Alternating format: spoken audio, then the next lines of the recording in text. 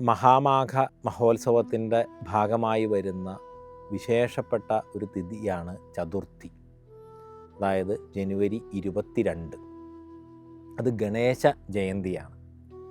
ഗണേശ ഭഗവാൻ സഹോദരനായിട്ടുള്ള കാർത്തികേയ സ്വാമിയെ കാണാൻ ഭൂമണ്ഡലത്തിലേക്ക് അവതരിച്ച ദിവസമാണ് വിനായക ചതുർത്ഥിയായിട്ട് നമ്മൾ കൊണ്ടാടപ്പെടുന്നതെങ്കിൽ, ഗണേശ ഭഗവാൻ ഒരു ശക്തിയായി ഈ പ്രപഞ്ചത്തിൽ അവതരിച്ച സമയമാണ്, ജന്മമെടുത്ത സമയമാണ് ഗണേശ ജയന്തി.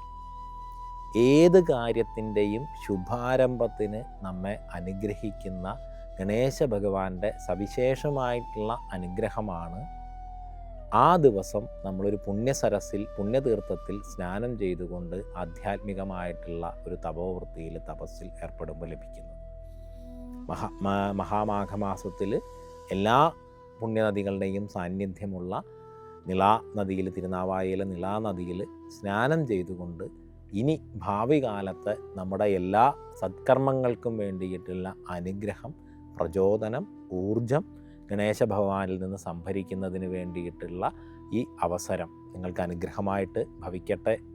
ഒപ്പം തന്നെ അതിനെ പൂർണ്ണമായിട്ടും നമുക്ക് നമ്മളിലേക്ക് എത്തിക്കുന്നതിനായിട്ടുള്ള സവിശേഷമായിട്ടുള്ള യജ്ഞങ്ങൾ, ഗണപതി ഹോമവും, അത് പല